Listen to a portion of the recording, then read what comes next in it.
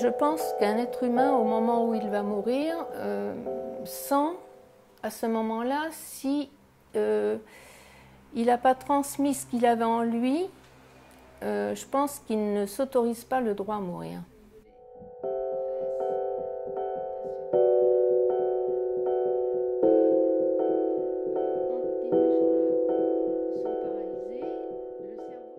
J'ai deux maladies qui ont évolué en même temps, la sclérose en plaques et la discopathie dégénérative, ce qui crée une paralysie, des douleurs mais une paralysie également.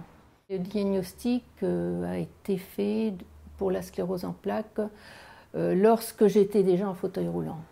Je suis quand même tombée sur ce neurologue qui a fait le diagnostic, mais la maladie, bon, il a essayé de me donner des traitements lourds, ce qu'ils avaient l'habitude de donner, donc des doses de cortisone en perfusion, des doses massives, une chimiothérapie pendant 10 ans. Et j'étais arrivée à une période de ma vie où la maladie évolue le plus, c'est-à-dire qu'à partir de 42-43 ans, donc je ne pouvais plus du tout marcher. Je ne pouvais plus parler, je ne pouvais plus respirer, donc j'étais arrivée à la phase terminale de la maladie.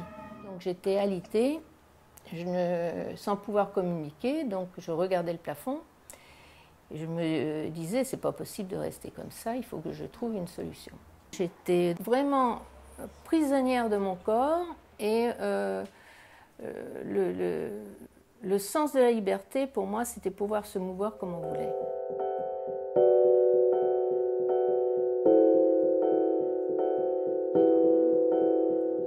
Comme tout créateur, j'ai eu une idée. Et l'idée, bien, c'était j'ai toujours été entourée de bébés. Et je revois encore cette image qui m'apparaissait et qui ne me quittait pas.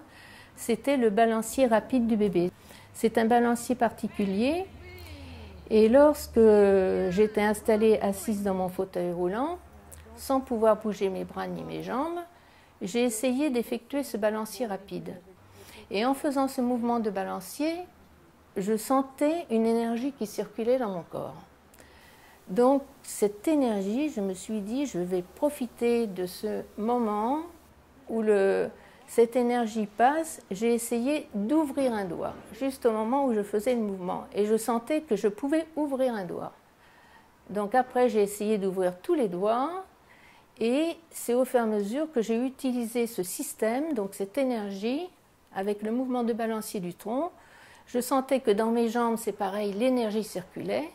Donc au fur et à mesure, j'ai utilisé ce système, donc ce concept, pour pratiquer exactement ce que le bébé pratique d'instinct. Rien que pour être debout et pouvoir faire quelques pas, ça m'a mis 2 ans. Je continuais à marcher comme ça. Je trouvais dommage que je ne puisse pas transmettre tout ça aux autres. Être dans un corps prison, c'était insupportable. Donc je supposais qu'il y avait énormément de gens dans mon état et qui voulaient eux aussi sortir de leur corps prison. Donc pour moi, c'était important de transmettre mon vécu. Donc j'ai voulu déjà expliquer mon expérience et ce que j'avais fait pour me mettre debout. Et donc j'ai écrit déjà mon livre « Comment j'ai dompté ma sclérose en plaques ». Et après, c'est la vie qui vous amène à faire les choses. 1 mois après la sortie de mon livre, j'ai eu mon frère qui a eu son accident de la circulation. Il a été victime d'un alcoolique, comme il le dit, et il est resté paraplégique. Donc à ce moment-là, je lui ai dit, est-ce que tu veux que je t'enseigne mes idées et de voir si ça ne peut pas t'améliorer. Pour essayer à ce qu'il reprenne de la force dans les jambes, je le mettais sur un fauteuil verticalisateur où il était bloqué sous les bras pour qu'il réussisse en position debout à tenir avec tous les muscles du tronc et que la musculature des jambes réussisse à se renforcer. Je trouve que c'est important dans la vie. Si on a une bonne expérience, pourquoi pas la transmettre à quelqu'un pour aider les autres. Ça, la question d'aide, je pense que c'est très individuel. Et moi, c'était très fort dans ma personnalité.